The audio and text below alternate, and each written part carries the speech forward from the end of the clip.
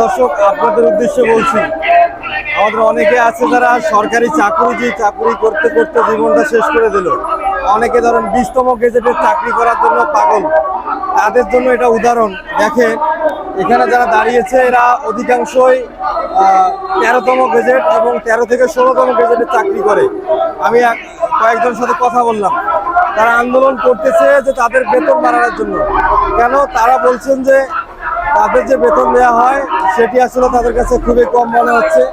তারা তৃতীয় শ্রেণীর কর্মচারী, তারা বলছেন যে তাদের যে বেতন দেওয়া হয় সেটি খুবই কম, যার ফলে তারা বেতন বাড়ানোর দাবিতে এখানে কিন্তু আন্দোলন করছে। একটু আগে দেখছিলাম যে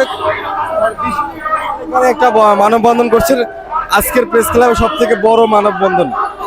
এখন কথা হচ্ছে কেন তারা এই মানববন্ধন করছে, আর আমরা যারা সরকারি চাকরির পিছনে ঘুরতেছি, আমাদের যুবক ভাইরা, আপনাদের উদ্দেশ্যে বলছি, তারা আসলে দেখতে পারেন যে আপনারা যারা সরকারি চাকরির পিছনে ঘুরতে ঘুরতে জীবনটা শেষ করে দিলেন, তাদের জন্য কিন্তু এরা অনেকটা মোটিভেশন হতে পারে। আমি আপনাদেরকে সরকারি চাকরি না করার কথা বলছি না, আপনি করতে পারেন, কিন্তু বাংলাদেশের মতো জায়গায় যে সরকারি চাকরি করে আপনি ভালোভাবে চলবেন, মানে যে আপনি ন্যায্য কি বলে যে এটা হচ্ছে যে আপনার মূল স্কেল দিয়ে, মূল বেতন দিয়ে যে ভালোভাবে চলবেন, এটা অসম্ভব প্রায়।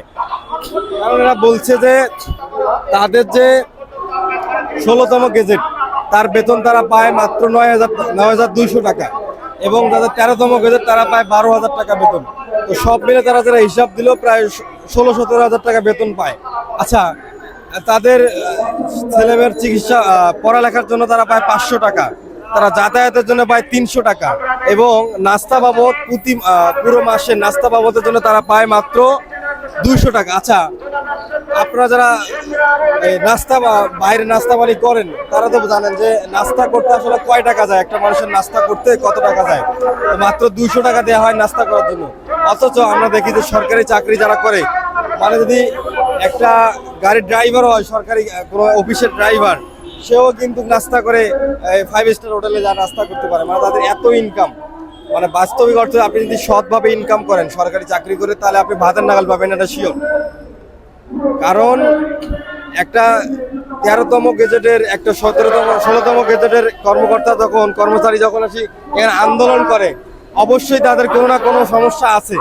আমি তাদেরকে আন্দোলনটা অযৌক্তিক বলছি না, আবার এটাও বলছি যে অনেক মানুষ কিন্তু তাদের থেকে কম মূল্যে, কম টাকা বেতনের চাকরি করে কাজ করে তারা কিন্তু চলতেছে। সবাই কিন্তু চায় এই পৃথিবীতে যে আসলে একটু ভালোভাবে বাঁচতে চায়, উচ্চ বেতনে ভালোভাবে চলতে চায়, কি সুখী সমৃদ্ধ চলতে চায়, কিন্তু বাস্তবিক অর্থটা ভিন্ন। তাই যারা সরকারি চাকরির পিছনে ঘুরতেছেন তারাও কিন্তু এই বিষয়টা নিয়ে ভেবে দেখতে পারেন। আর আরেকটা বিষয় হচ্ছে, যারা উচ্চ মানে যারা ধরেন কর্মকর্তা আছেন, তারাও কিন্তু এই বিষয়টা ভেবে দেখতে পারেন যে একটা মানুষ 500 টাকা দিয়ে তার ছেলেমেয়েদের কিভাবে লেখাপড়ার খরচ যোগাবে। একটা মানুষ ঢাকা শহরে চলতে গেলে 300 টাকায় কিভাবে গাড়ি ভাড়া দিয়ে চলবে এক মাসে। এই বিষয়গুলো যুক্তি। সব মিলে আসুন আমরা এই বিষয়গুলো থেকে আসলে শিক্ষা গ্রহণ করি এবং আমাদের দেশকে উন্নত করার জন্য নিজে কিছু করার চেষ্টা করি। যারা সরকারি চাকরি এখনো করেন না, তারা চাইলে কিন্তু নিজে কিছু করতে পারেন। এই আহ্বান জানিয়ে কিন্তু আপনাদের আজকের এই ভিডিওটা শেষ করলাম। যারা যেখান থেকে দেখলেন, কেমন আপনাদের কিন্তু মন্তব্য আপনারা কমেন্টের মাধ্যমে জানাতে পারেন।